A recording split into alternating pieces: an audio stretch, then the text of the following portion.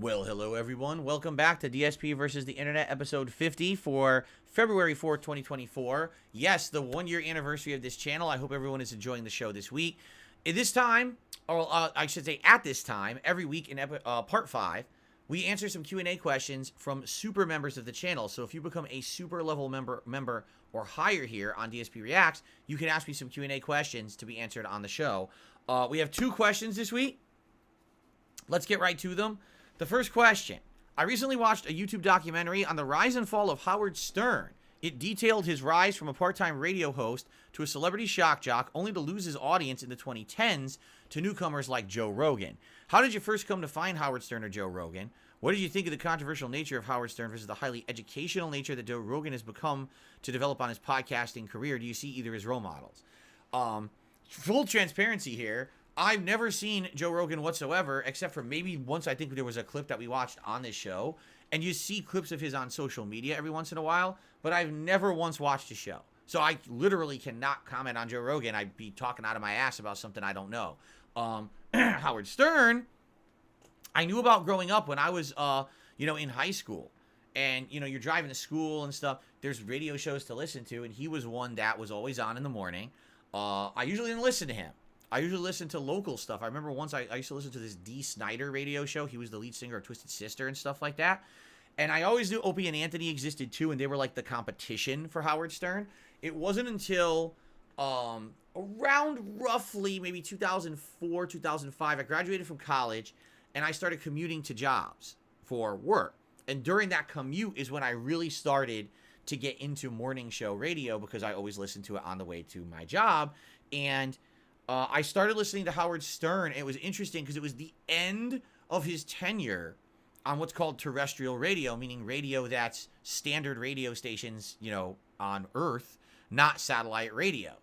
Because that was the time when there were satellite radio companies like XM and Sirius, and they were trying to say, hey, our quality's better, we're going to have better programming. And that's when, if you remember, Sirius Satellite Radio paid to have Howard Stern exclusively jump from the terrestrial radio to be a product of theirs.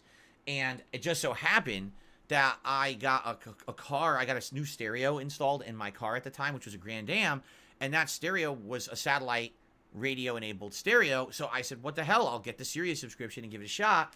And I started regularly listening to Howard Stern, and that was, I'd say, like 2004 until like 2006, 2007. I was a heavy listener of Howard Stern. Every day I would listen. When I was waiting to going to work and stuff like that, I became a fan. I started listening to him on my PC as well, because you could get the app where you could listen to it.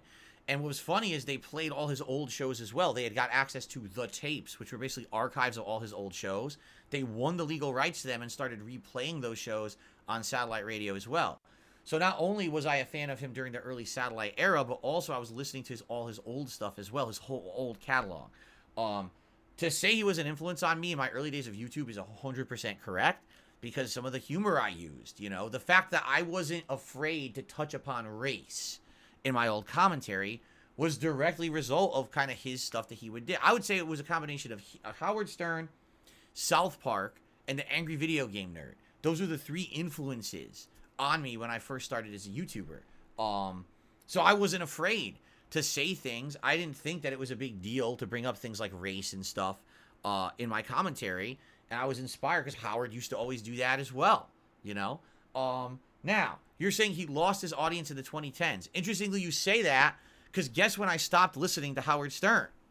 When I became a YouTuber, and in the 2010s, I focused my work solely on, YouTube stuff, I stopped listening to Howard Stern. I also stopped watching Angry Video Game Nerd and things like that.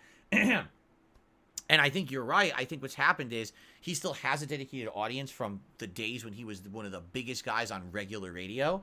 But when he made the jump to satellite, it didn't translate. He lost a lot of his viewership, or a lot of his listeners, I should say. He did try other things. He was a host on America's Got Talent for a few years and stuff like that. But for the most part, I think he did lose a lot of his prominence when he made that jump. Now, as of today, I don't even know if he's still with Sirius XM or not. I don't know anything about the guy. I literally don't follow him and don't listen to his content. But I wouldn't be surprised, knowing, like you said, Joe Rogan became so prominent in the last decade. If you're right, a lot of his audience doesn't listen anymore and jumped over to someone else who's considered newer or hotter or more in line. One thing I distinctly noticed about Howard Stern, the older he got, the more out of touch with reality he got, and the more he became like his parents. Like, for example, when YouTube was becoming prominent, Howard ignored it, and he made fun of it. He didn't actually embrace it or say, oh, this is something that we should look into. He actually was angry that people on YouTube were taking clips of his show and using it without his permission. Does that sound familiar? Sounds a little someone like me. I did the same thing when people were taking my clips and doing things like this is how you don't play and shit. I was angry. I kind of reacted the same way he did. And that's not a good thing. He should have embraced the technology and maybe moved along with it, and maybe he would have stayed relevant. But I'm taking this question with a grain of salt because I can't confirm how relevant Howard is today. I don't listen to him, you know. But what you're saying makes sense to me. So there you go. Another question. This is the second Q&A question for the week. What do you make of the Tekken series of fighting games compared to other series? When did you first play Tekken? How difficult would you say their mechanics are to learn compared to others? Tekken is, in my opinion, the best 3D fighting game. There are others. There's other franchises out there that try to compete, but I think Tekken by far is the best 3D style fighting game. Even though it has 2D mechanics, it has sidestepping and things that make it uniquely 3D. I do think that it's one of the best competitive fighting games. You know, for me, I grew up playing Street Fighter. Street Fighter was the originator. But if you were to ask me, what's the number 2 franchise, the fighting game, I would say Tekken. For sure. 100%. I think that they try to stay in line with trends. They try to give people what they want. And they listen to feedback, which is great. Unlike other fighting game franchises where they just kind of do whatever they want. Like, look at what happened with Mortal Kombat 1. You know? They really just kind of pumped a game out that wasn't listening to what people wanted. And now no one's playing it anymore. While Street Fighter 6 and now Tekken are super prominent. It is hard to learn. Why? Because Tekken's been around for ages, and unlike Street Fighter, in Street Fighter what they tend to do is reboot. So in Street Fighter 6, you have some characters that are tried and true characters from the Street Fighter franchise, and there's a couple new characters to learn. In Tekken, there's 32 effing characters in Tekken 8. If you're a newcomer to the franchise, how are you supposed to learn that game, right? You have to learn 32 different fighting styles. It's like, huh? So it's tremendous that it's been around for so long, but I feel like it has one of the biggest learning curves of any fighting game because there's so much to it. Also, Tekken 8 is probably the most complex of all. You know, they've added new systems and things like heat and, you know, in addition to other things they've had from previous, you know, iterations like the rage super moves, parrying, proper sidestepping. You know, there's so much microdashing. I could talk about it all day, but it's hard. It's not easy to learn. You can learn at a basic level, but you'll never win competitive matches like that. Like, you got to put a lot of time and effort into learning fighting games in general, and Tekken is pretty complex in my opinion. So, I like Tekken a lot. Definitely one of the premier fighting game franchises out there, in my opinion. I love it. At the same time, it is definitely hard to learn and master. So, there you go. All right. Without further ado, let's continue on now with the videos, everyone. We're going back to the submissions tier of membership. Submissions for the week. We'll probably watch a few, then maybe we'll reshuffle the list. Let's see what's next here. Coca-Cola Original. Okay, they're pouring a cup of Coca-Cola. Got it. Coca-Cola Zero. This is the one that has 0 calories. It has like a sugar substitute in it. Okay. What are we doing with these? We're watching the ice melt. Why are we doing this?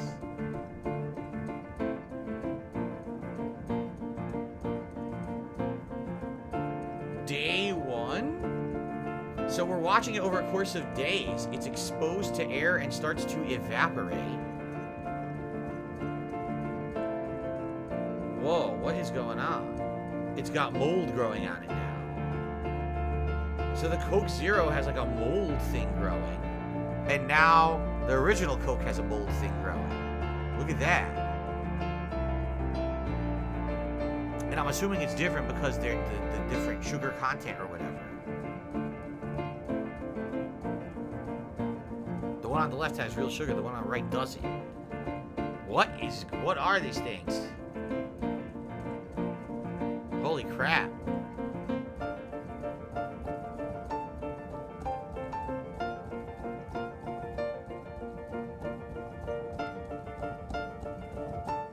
What's crazy about this is a whole channel. Look at this. Look at the views.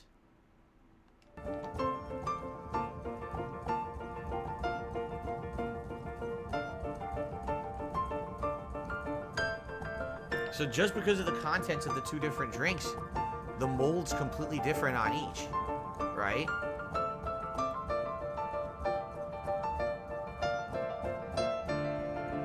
And then it dehydrates further. Look at that. Huh.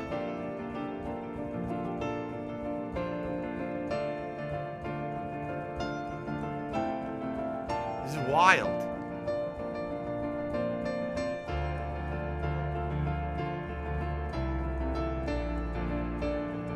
What happens to everything. Everything decays over time, right?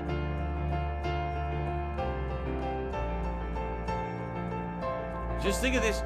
This guy's a studio set up where it just records over time like this. This is crazy. Well,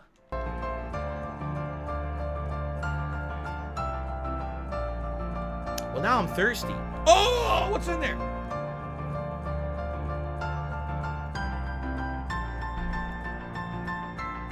It's almost completely evaporated. It took 3 months. Now, would the mold just die? Because now it has no moisture, right? So would it just eventually die?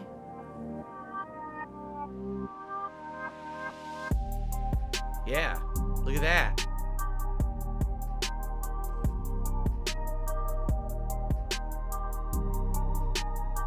Huh.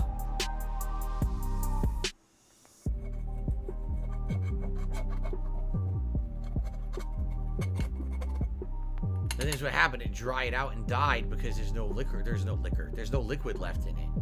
Ew. It just became syrup. Coke syrup. Yummy. You guys thirsty now? Mmm.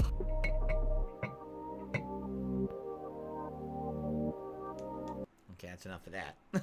It's iJammer from Cinco Toys. It's fine. The first digital music box with 2 revolutionary dance tones. iJammer and E-Bumper. iJammer. iJammer's frequency tone is off the hook. E-Bumper. Hype bumping. Monitor your friend's progress. Oh, there you go. Look, they're E-bumping.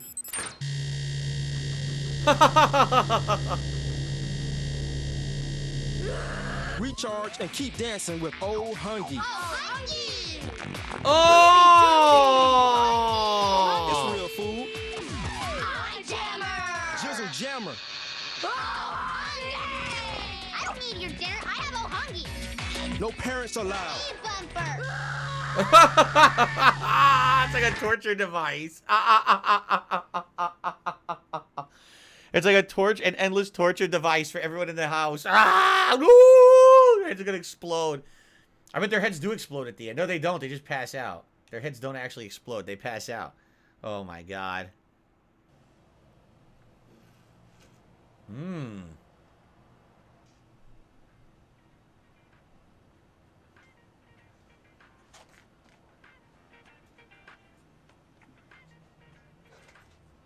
It's Cougar.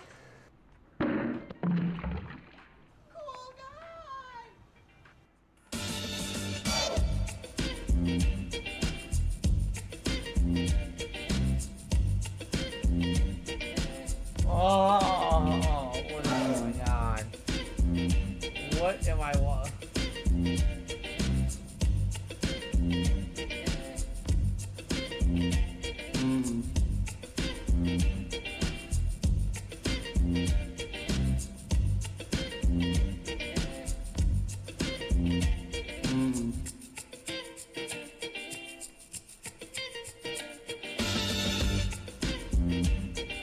This is 16 years old. This is before I was, or around the time I started on YouTube. They made this video.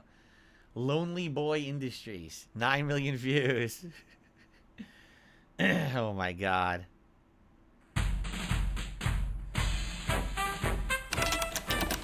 Lazy game review. What is this about? So I was organizing my PC game recent acquisitions the other day and ran across a game sent to me by a viewer of mine named Charles. He sent me this right here. This is Red Baron 2, developed by Dynamics, published by Sierra Online in 1997.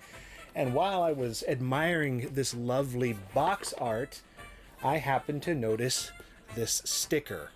Red Baron Premium Pizza coupon inside. All right. Well, that's an interesting promotion.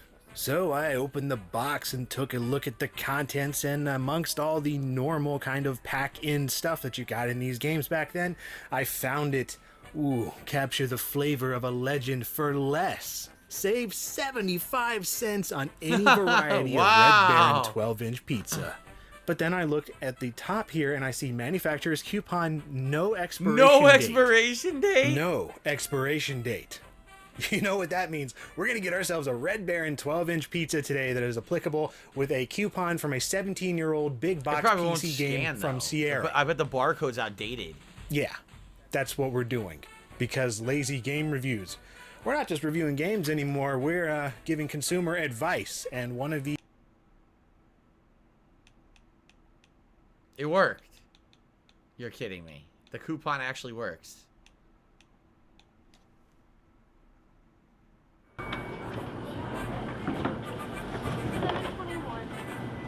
You know, I have to wonder, how did all these YouTubers... How are you?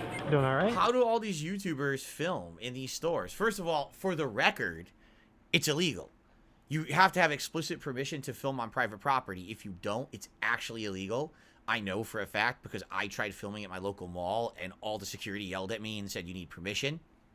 I did get permission to film in the GameStop store, but not elsewhere. So basically I was told you can't film out of the mall. So I'm curious, are they asking for permission or are they just walking in? Because in this case, right, it seems to be like he's just walking in. Now, she doesn't look at a camera, so does he have one of those, maybe he has those glasses cams, where you wear a pair of glasses that has like a camera in it? Or like the guy that was walking around the street, talking to the people who were on drugs. Does he have a big-ass camera? Is it just like he's using his phone? I wonder.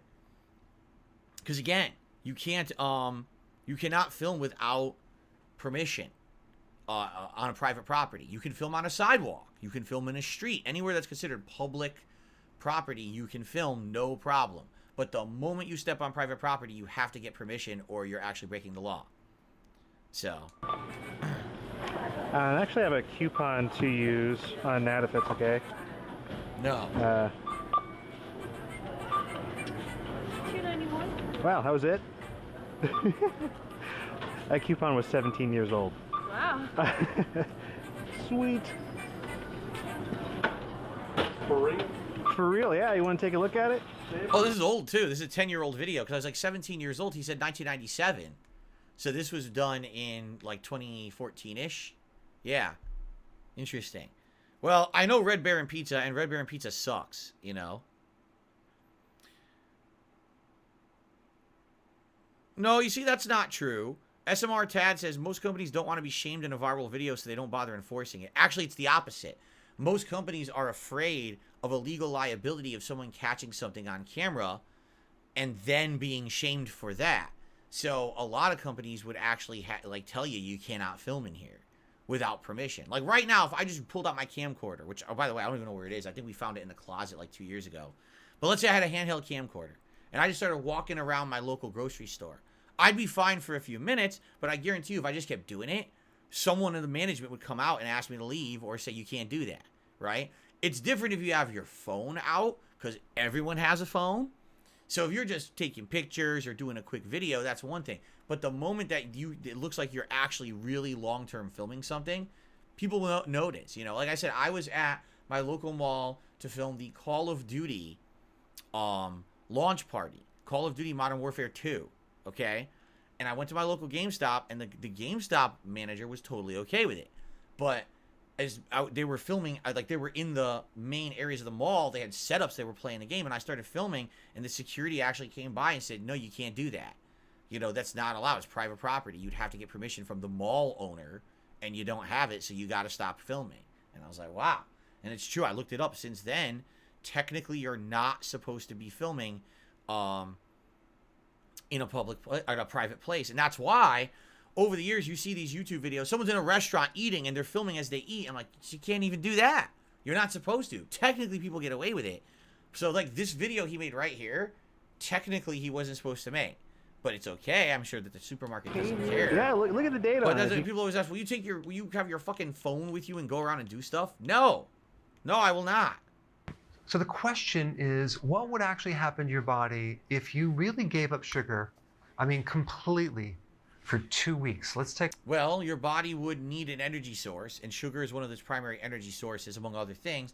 Eventually, if you absolutely don't eat sugar at all, you probably would not crave it anymore, and your body would crave other sources of energy, and there's other ways to get around that. You know, fat intake and stuff like that. I'm curious what he's going to say. Look at that. Number one, you are going to lose your appetite to sugar. Exactly. You won't crave it Why? anymore. Because every time you consume sugar, a hormone comes in there and pushes your blood sugars down, causing a low blood sugar situation, hypoglycemia to some degree, and that is going to cause you to crave sugar. So by getting rid of sugar, you get rid of the craving for sugar. Number two, Same thing happened to me with red meat. When I stopped eating red meat, I stopped craving it, and I don't crave it to this day. I really don't desire red meat. If it's available, I'll have it as an option, but I don't think about it or really even have an appetite for it. Sugar, same thing. Like if you're someone who drinks a lot of soda constantly, and then you stop drinking soda altogether, you'll find you don't crave it anymore. It's just kind of a common thing with the human body. Hungry. Until you do this, you won't really fully know, but I'm telling you, it's the sugar that keeps you hungry all the time. When you give up the sugar, you become a lot less hungry. Why? Because you stabilize your blood sugars. And now your cells can be actually fed, because when you're living on sugar, because sugar is toxic to the body starts rejecting it. That's called insulin resistance. So the body is blocking insulin because that controls sugar, and what your body's really trying to do is limit the amount of sugar inside the cells. So the body doesn't consider it a good thing, it's a bad thing. So when you give it up... Though, I'm going to be honest here, this guy's a doctor, but he is exaggerating. All sugar is not bad.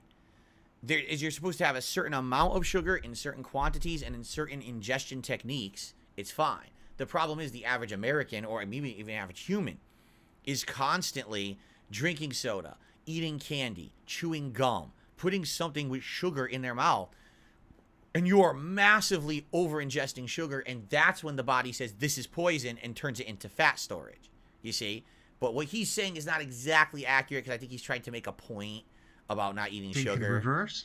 And not only can you now absorb proper amounts of fuel, you'll absorb nutrients a lot better too, because insulin resistance also blocks nutrients, minerals, vitamins, and that's one of the functions of insulin. All right, number three, you're gonna have less fatigue, especially after eating a meal.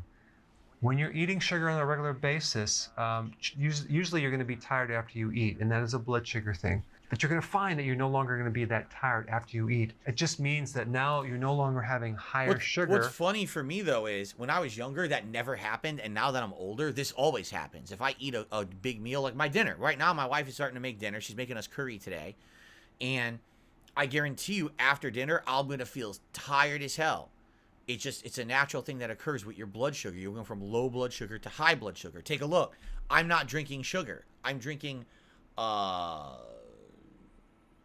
aspartame, which is not the same as sugar. It doesn't function as sugar. It doesn't give you the energy of sugar. So because of that, I'm on empty. I eat, and now I'm full, and now I'm tired.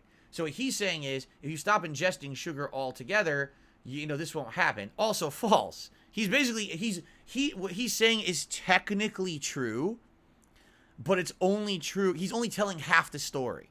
And I think it's because he's really trying to pitch in this video that we should intake less sugar. Which basically makes the brain tired.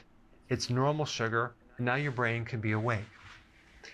All right, number four, you're gonna lose excessive water and fat. That's correct, because when you're ingesting less sugar, now your body needs energy from something. So it's going to draw upon your reserves. What are your reserves? Your backup water and fat in your body that it's been storing extra is now going to be eaten away because your body needs that excess energy. That's correct. First week, you're going to dump a lot of water and some fat, but after that, it's going to be more and more fat. You're going to be surprised how much fluid you were retaining. Some people within 1 week can lose about 13 pounds of fluid. they're holding that fluid around, and that can't be that Yeah, healthy that's for the heart. bad. That's of really course, bad. you're going to see your clothes loosening, especially around the midsection. Your gut, your waist is one of the best indicators to tell if you're doing too much sugar. If you reduce the sugar, the stomach shrinks. If you eat the sugar, your stomach will expand. Okay? Number 5, enhanced mood. Huh? So if you were grouchy before, you're now going to be a lot calmer, less stressed, and you're going to be actually nice to be around. Okay? What? Is this guy really a doctor? Can someone look this guy up? Dr. Eric Berg, DC.